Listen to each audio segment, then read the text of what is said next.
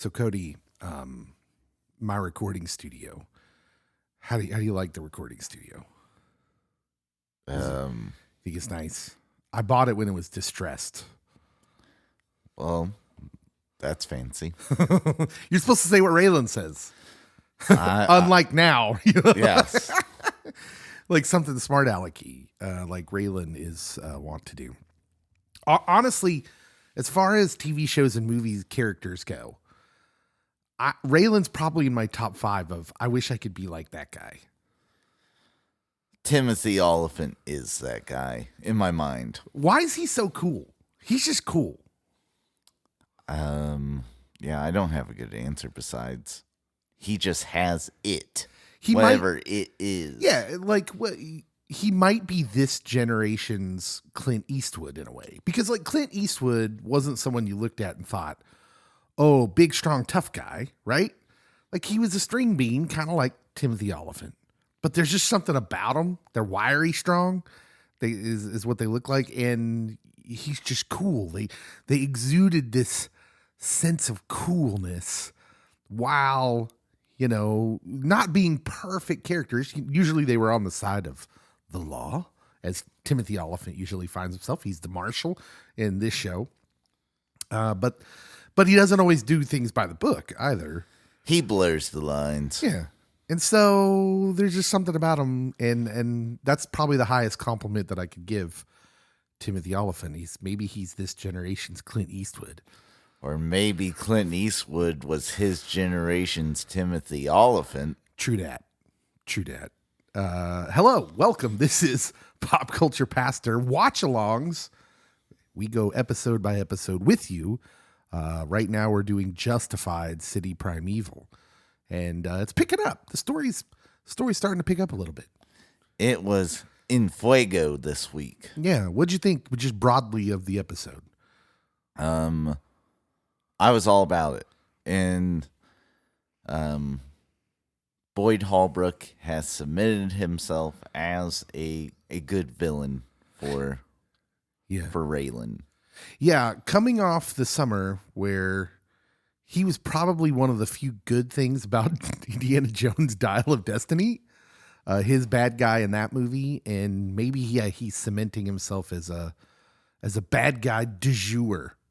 I'm not sure what that means, but it sounded fancy. I'm going with popular usage. He did a good job in Logan. It's the soup of the day. That sounds good. I'll have some of that. Yeah, he was good in Logan. Sorry. I was still on du jour. I was thinking DiGiorno. Ooh, that does sound good. Anyhow, yes. Welcome. This is Watch-Alongs, Pop Culture Pastor. And I'm Dave. Cody's here. Mm-hmm.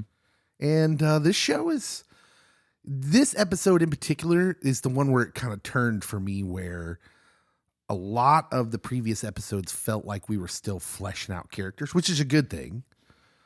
Like, we like good character development. But this one was the one where it seemed like everything started to turn and the wheels started to move as far as the story goes. Because now we're seeing positions being taken and, frankly, a little action. Oh, yeah. And no one wanting to help Raylan out the first time he asked. Yeah. And Raylan, maybe in a position he's used to putting other people in, where he's the guy saying, hey, maybe we should do this by the book. Yep. But finding Detroit is the city primeval is, an Elmore Leonard fever dream of maybe not so by the book things, but a deeper order and sense of how things are done going on in the city. It's very much like a Western, as you would expect from Justified, for sure, and anything with Timothy Oliphant. But also, there's some deep questions we get to explore in this episode, which is kind of cool. And we'll get to those in a bit. I want to start off with Skender. So I wondered last week, it seemed like, so you remember they're in Skender has shown him the safe room. They've found the safe with guns, and Skender keeps all his money on Venmo, which doesn't make Clement very happy. It happens to the best of us, really. And I had to go back because I felt like, oh, man, I was pretty sure he killed him last week. That's why I told you before you watched it. I'm like, there's a twist. That was the twist. Yeah, that you were led to believe, oh, this Oklahoma wildman is going to kill him. Yeah. Not. Yeah. So he cocks the gun last week. Mm-hmm. But in my head, I was like, oh, he killed him. But then when, we start off this week, I'm like, oh, he didn't kill him. Oh, he's just going to, he's just going to pancake his leg with the safe room door. Which I was like, yeah. Well, it's not very smart. But it fits in the chaotic nature of Clement. It very much does. So yeah, he starts off this episode. We get a grisly start to this episode with Clement pancaking Skinder's leg, forcing Sandy to do the dirty work by lowering the door. Poor Sandy, played by an actress whose name I can't remember at the present time. That's why Cody's here. Cody's the one who looks up the cast for me, because I'm terrible with names. If you listen to this podcast long enough, you'll realize I'm terrible with names. But she's doing amazing work, because we'll definitely get to this later. I think it puts her in harm's way, but you see her cracking in this very beginning of this episode. So Adelaide Clemens, as the Utes call her, she does a great job. Yeah, she's been wonderful, and she was great in this episode, and she's great now where she's getting to show this acting range of someone who, hey, she's in this with Clement. Obviously, she's his quote-unquote girlfriend, whatever that means to them in their relationship, but she also has limits that Clement doesn't have. And right off the bat here, she's like, can't you just punch him in the face? That's not how this works. No, and but it seems like this would put her in awkward positions as the story moves on.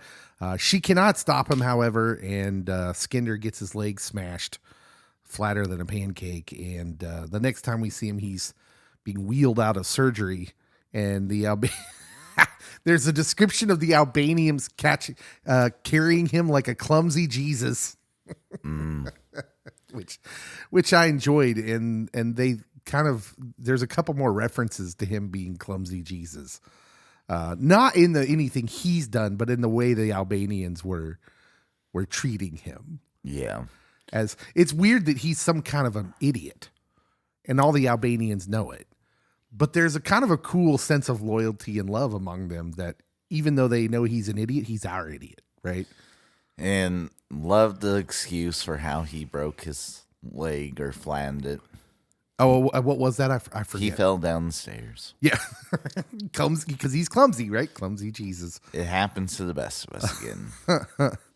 That was one of the better aspects of the show, I thought, too. I really like stories. This is why mob stories in particular are fascinating to me, because there is this sense of a community bond that can't be broken, right? Unless there's only one thing: betrayal, right?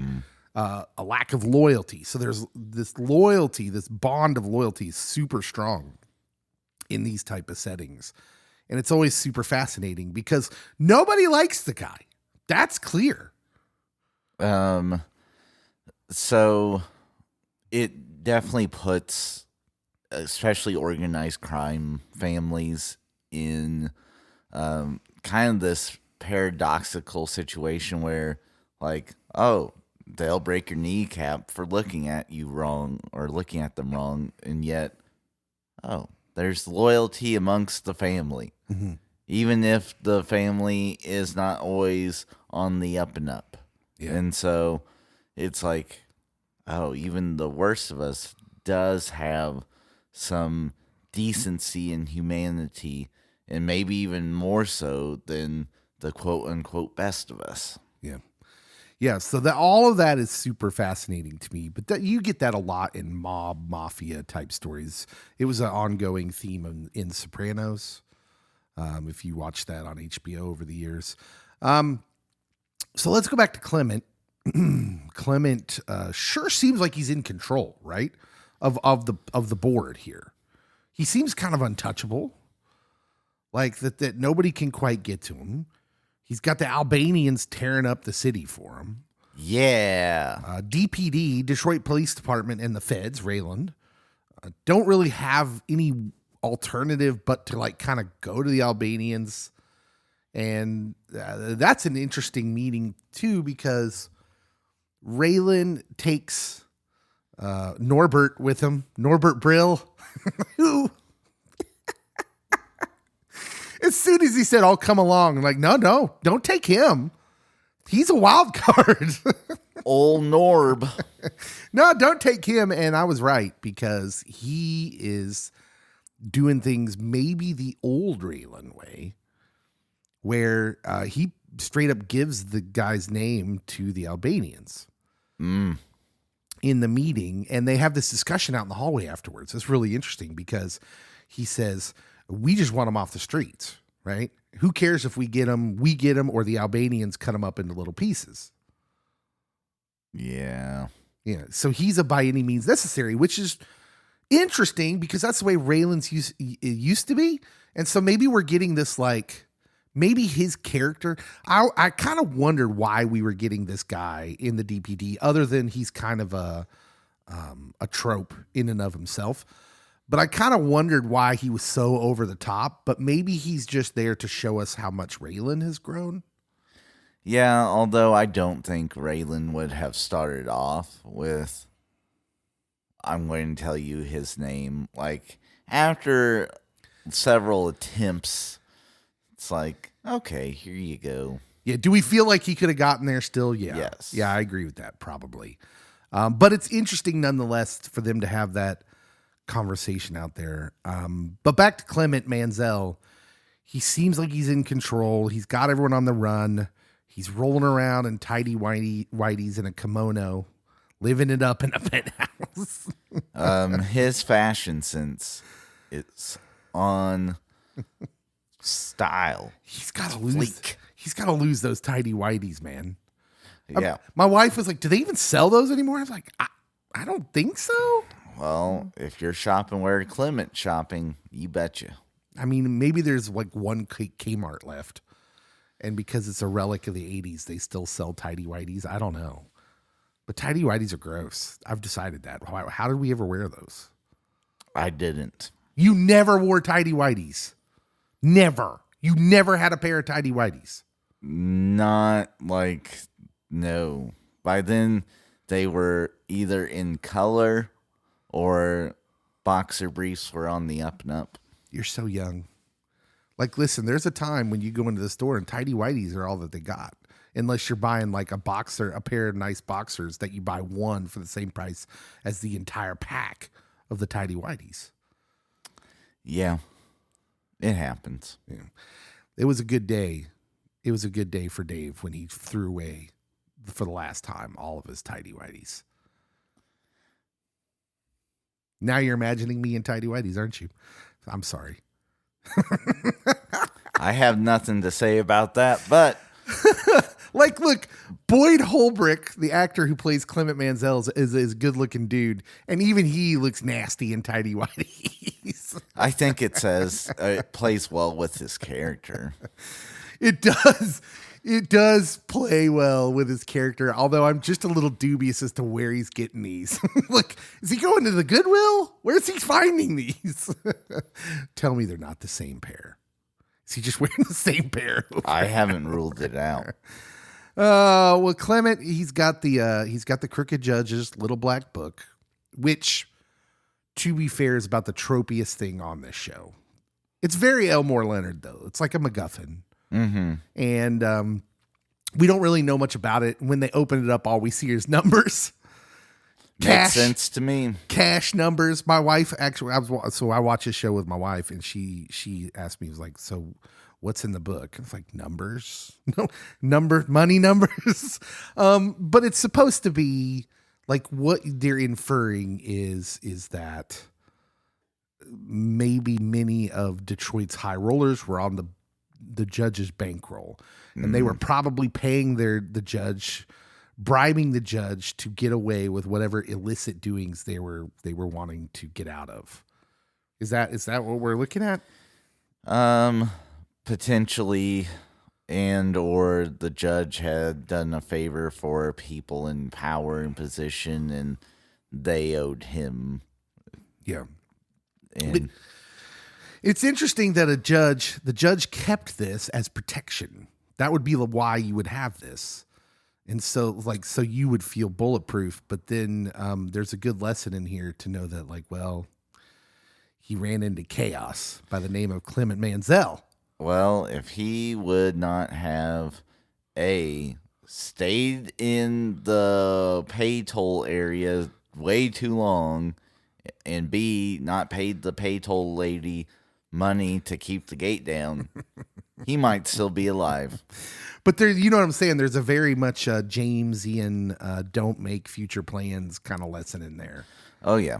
Because your life may be required of you by Clement Mansell if you cross the wrong path. But yeah, so the Black Book is a MacGuffin, and that's cool. It works in a setting like this where everyone is running all over the city looking for people, and he's in possession of this MacGuffin. Sandy, we talked about Sandy just briefly, but we'll hit her again. She's struggling with Clement's sociopathiness, his psychotic nature. This is the kind of the first episode where we see real big cracks in their bond as far as what she's willing to be a part of. The question is, does she turn on him at some point, or does she die trying to help him? Yes. I don't think there's another option, but I've been wrong before. I'm very concerned about Sandy's future. And it's only this episode too has made me I hadn't really cared about her character because I thought, well, if you're just willing to go along with this madman, then you're going to get what you get.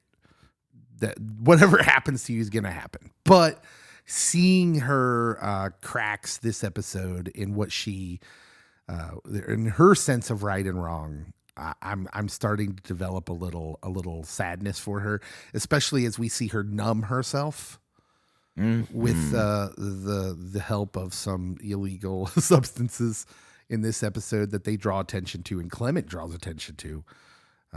I feel bad for her because you get the feeling now that she understands where she's at, but she's stuck. But at the same time, is she really surprised that Clement would pancake Skinder's leg? I mean, she's seen him at this point. He's unhinged.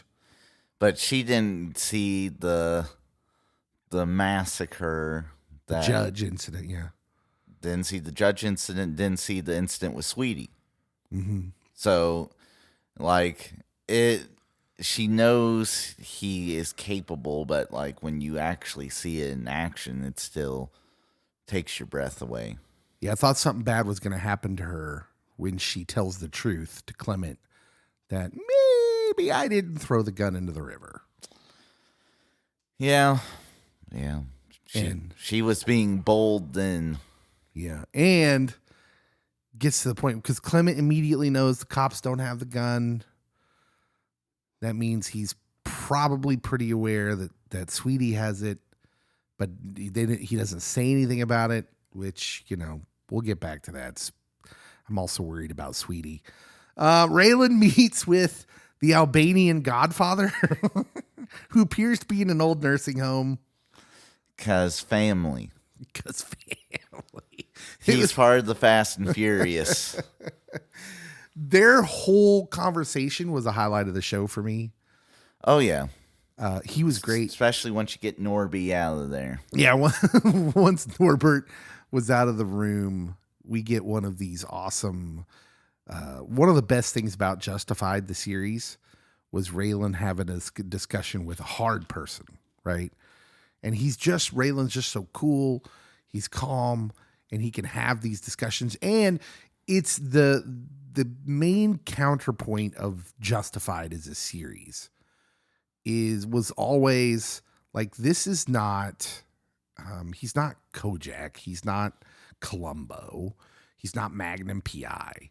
He's not this lawman. It's not good versus evil in a sense, even though Raylan is usually good. But you find that Raylan himself is an agent of chaos. Yeah. He definitely isn't J.B. Fletcher. So when he's in these communiques, these engagements with people like the Albanian godfather, Toma is his name. Oh man, it's just so engaging to watch, and it's magnetic. But I want to get into something. One of my main things I wanted to talk about this episode was he starts talking about the Albanian. Toma starts talking about order and justice are not the same thing. Because quickly what you get in this conversation, which we hit on a little bit with Norbert giving him the name, is there are two styles of justice that we're talking about here that we want meted out. There's Raylan's style of justice, which Toma describes as order. And he says, no, that's not justice. He says that justice is really no justice at all. It's only the satisfaction of a mandate for the appearance of order. But order and justice are not the same thing. Justice is meted out in accordance with the action it remedies. And in this case, justice requires more than the law is willing or able to provide. Now, my question for you, Cody, is do the Albanians have a more biblical sense of justice? Old Testament-y, maybe. Mm-hmm. But at the same time, I think that your nephew's knee getting shattered is not above what the law can do. Like, if he turns in Clement's getting charged with murder. They already know that Clement's connected with a whole bunch of other things besides just squashing the dude's knee. So we're not too far gone at this point that Raylan's sense of justice actually works for this. But the uncle thinks otherwise. So yeah, so like it's interesting because some people would say yes, this is a more biblical sense of justice in an Old Testament sense. It's very eye for an eye. Tooth for a tooth. Yeah. He's saying what the Albanian guy is saying to Raylan is, no. You can't just go lock this guy up give him 3 meals a day and a cot to sleep on and call that justice. Something of equality needs to happen to him. That's how justice is. But so it was a bit tricky because in the Bible, justice is an actual restoration. There's a restoration of what was broken. Mm-hmm.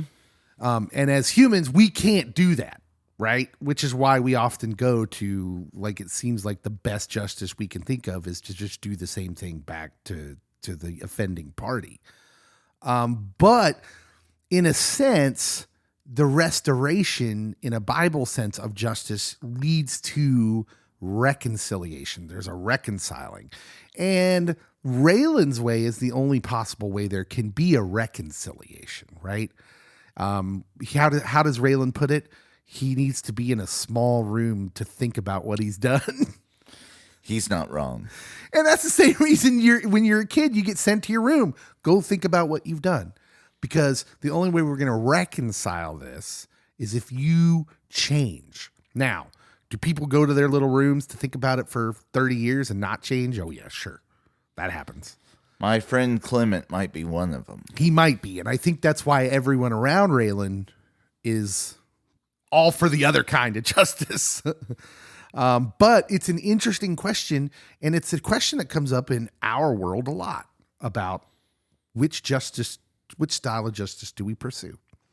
Yeah. And the show deals a lot with the criminal justice system, whether it is effective, efficient, does what it should do.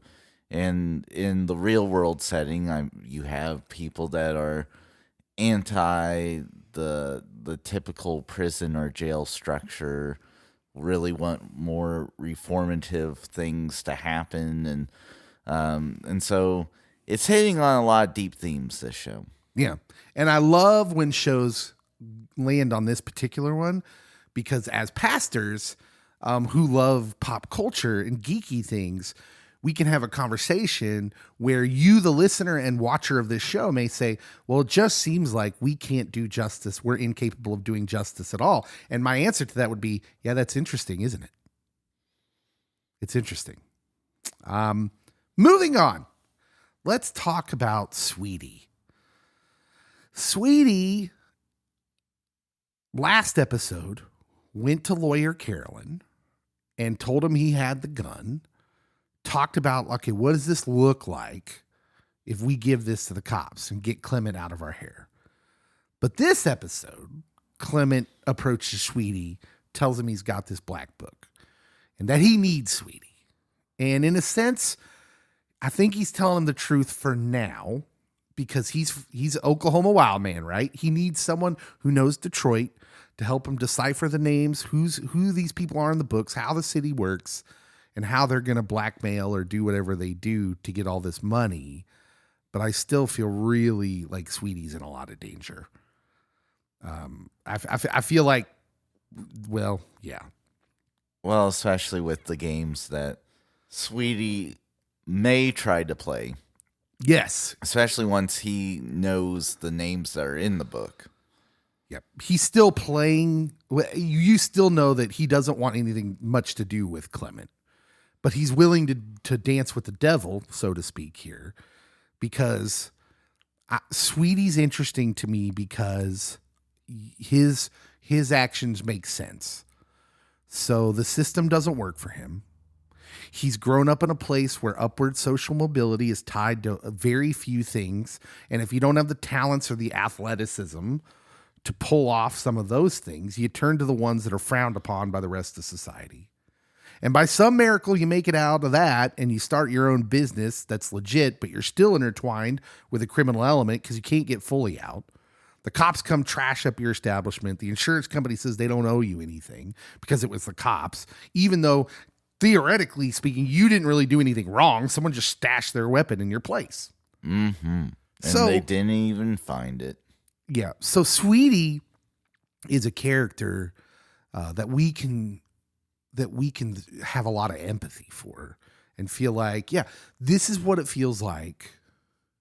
Like, listen, America, the United States, by far in human history has created something where you have the most upward social mobility you can give to your populace, but it's not perfect. And in Sweetie, you get to see, you're getting a good idea of like, oh, how he's kind of stuck and why he keeps falling back into these schemes, right?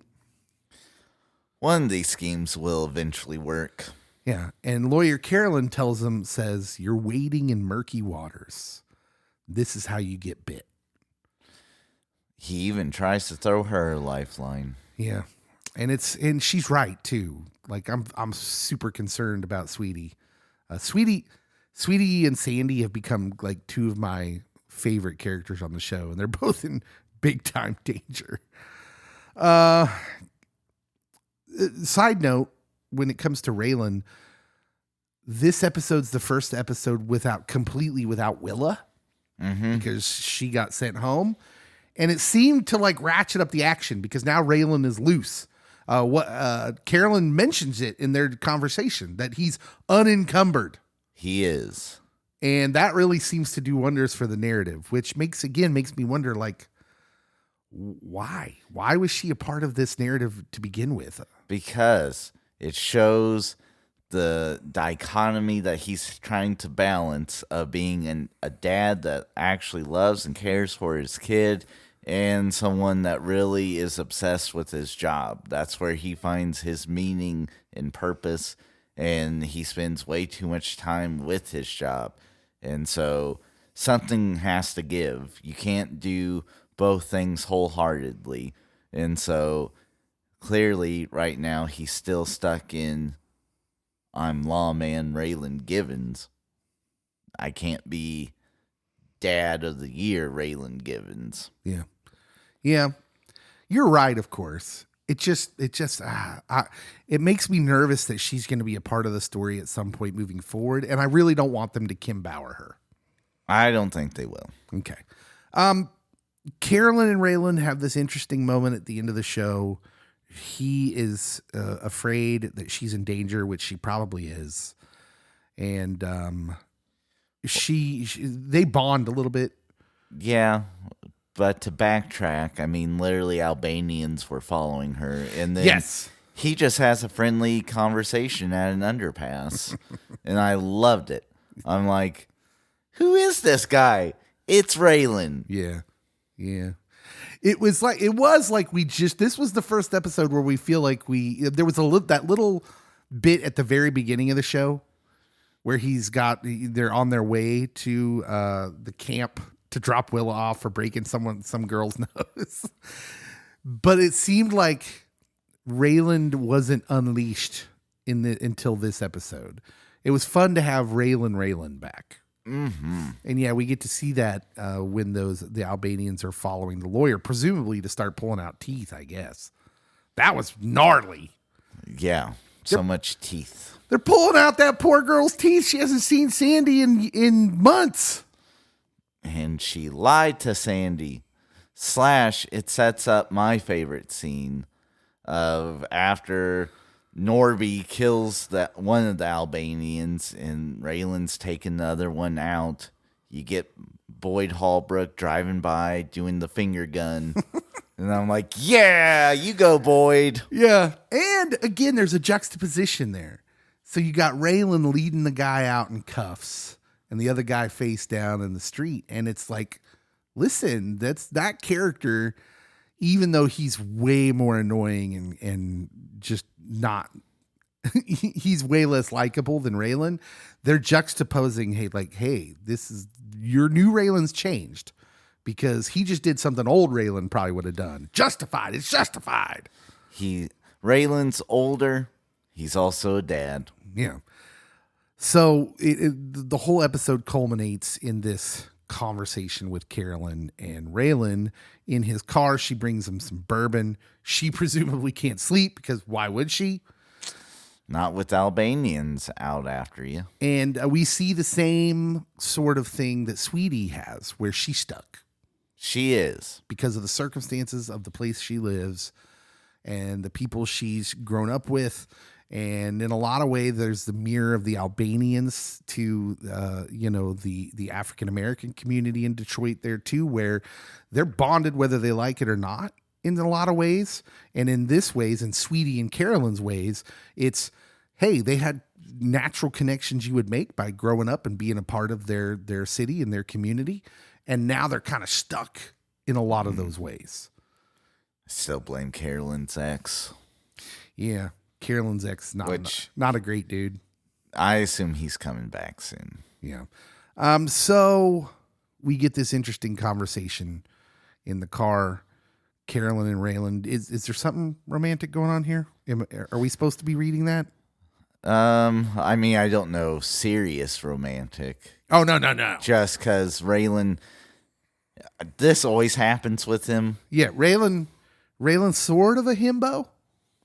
You know, if you're a strong-willed woman, he's probably attracted to you. Yeah. So, I don't know. It doesn't go there. The show ends with them in the car, but they're definitely nice to each other, and you can tell there's almost like a I don't know what kind of energy you'd call it. Very flirtatious, risque. Yeah. It's interesting, energy. but Carolyn's the kind of lady that Raylan seems to like. Strong lady. Yeah. And she does say something interesting about in their conversation. She says, I defend killers. That's what she has to do. We know that's not what she wants to do. She wants to be a judge. That also presents itself with Sweetie in this episode where they're discussing how to get unstuck. Mm-hmm. And it's all through this scheme of the black book that he tells lawyer Carolyn that Clement has. And maybe, just maybe this is a way where she gets to be a judge, which is what she wanted. And that's her version of getting unstuck Yeah, but she doesn't want to be dirty. Yeah. That's the episode, and man, it was a good episode. I think it might have been the best episode so far. But let's talk about we've kind of got a running thing now that we started last episode. Who is the most likely character to die after this episode? Cody, who's at the top of your charts? Honestly, it's now between Norbert and Maureen. I'm going with a cop is dying. I feel like Maureen would just be cruel at this point because she's such a little part of the story, and the biggest part of the story we got was to show how wholesome her family is. Yep. And to be like, oh, come on, don't kill her. Now, Norbert, I think everybody watching the show thinks this dude's going to die because weirdly, pop culture has a weird, especially police officer pop culture shows, have a weird sense of karma. And we all sense that Norbert's not a great dude. He's not very likable. So we assume that something bad's going to happen to him at some point. Because we like to see overzealous cops, or maybe we don't like to see it. But the Hollywood people, in these kind of stories, the overzealous cop usually gets got. Although I think that it would be the Albanians and not Clement that will do the getting of him.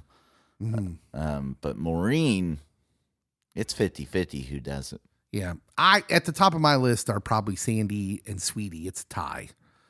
But that's the obvious. Like those are obvious tropey things too. It's always the people connected to the psycho. Collateral damage. The collateral damage. And let's be fair. Sandy has, wrapped herself up in this, and Sweetie has at times, even though he was stuck, even though we described this situation where he was kind of stuck in this, he still made himself a part of bad things. And so we're rooting for those two characters. That's the sad part, is you see how they've been stuck in different ways, but I have a bad feeling something bad's going to happen to him, but I'm not. I agree with you. I think one of the cops is going to buy the farm as well. Who's the winner of this episode? It is Boyd Holbrook. Yeah. So a scene you didn't mention that sealed the deal. Mm-hmm. I didn't know I needed a whole series of Boyd Holbrook just singing random songs, but I did. And him singing Kokomo and dancing with Sweetie is the chef's kiss. Oh, man. Yeah, when he started singing, I was like, oh, no, he's going to kill Sweetie right now, isn't he? But no, he was just feeling playful, I guess. And it evidently worked because it seemed like Sweetie let his guard down a little bit because he was like, what are you doing? And then, okay, I'll dance with you because we're going to get rich off this black book. Yeah. I'm going to go with Timothy Oliphant, the man, this episode, because I don't think we've made him a winner of the episode. I have. Have you? I hadn't. But this episode, with the change of dynamic, with his daughter out of the picture, it frees him up, his character up in this episode, and he goes full Raylan Givens, but with the depth of an aged Raylan Givens who's learned things along the way. And to watch him navigate these conversations, like with the two Albanian guys following lawyer Carolyn, which you mentioned, which was a great scene. And also his conversation with Carolyn, his conversation with the Albanian boss. They're just wonderful. He's amazing. And he gets a chance to shine this episode with several of those kind of really prime time conversations. And they were must watch television. This episode for me really came through for the first time, I think, in this series. I thought this was the best one. Who's the loser of the episode? Victor Williams. All right. Who's Victor Williams? Wendell. Or Wendell. When are they going to give Wendell something to do other than To say I can't duck down, I'm 6'5". I mean, I think I made him the loser last week, but this week you just see him for like 10 seconds. Yeah, it is amazing, especially in the police department. You've got these like really recognizable character actors. Maureen would be another one, who have such little parts so far.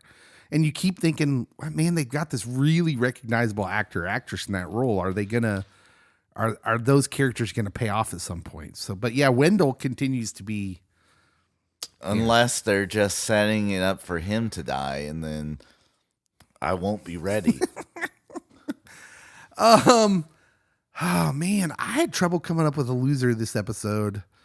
I was gonna say Skender just as a character. Because, man, he was just living the high life, pretending to run his hot dog stand.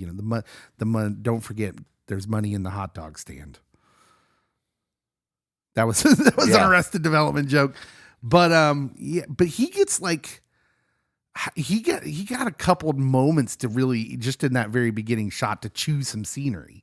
Mm-hmm. Like, he's throwing threats at Clement. Not a wise move, like my friend. He's like, you're a dead man. So, and he delivers it in a way, because he'd kind of been a goofball. And the way he delivered that line, I was like, oh, okay. I see you, Skender. So, man, loser of the episode. Yeah, I'm going to kind of echo yours. The supporting cast of the Detroit Police Department, who we recognize are good actors and actresses who aren't really getting anything to do yet. Except Norbert, who we don't like. We wish we would get less of. But Maureen has like a line in this episode. We see her for about 2 seconds. Mm-hmm. And I'm like, I'm very worried about Maureen. Okay. How many Stetson's hats out of 10 would you give this episode? 9. Yeah, it's good. I was thinking 8.5 in my head, solid. This is an 8.5 episode. It went by too fast. I was sad it was over. Yeah, because you finally get Clement actually like doing things that brings out his full character.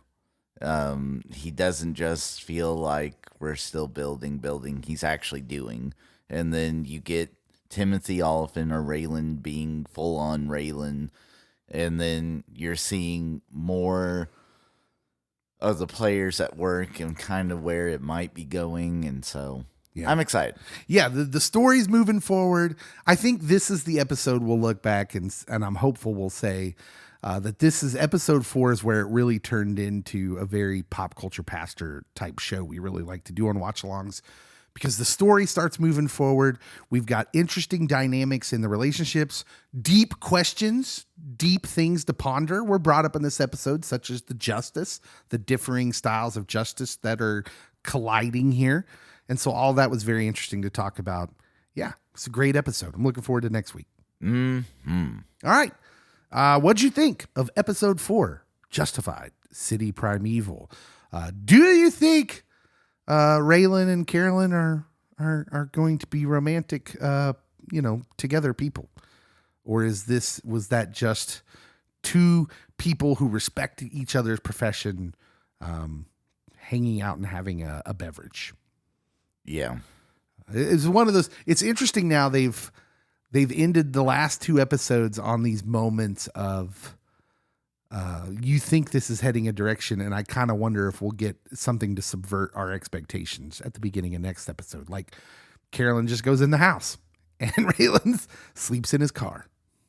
So yeah, I kind of wonder if that's not what's going to happen. Because I did see on some discussion boards about the show that they all think that they're romantic. And I'm like, we didn't see that.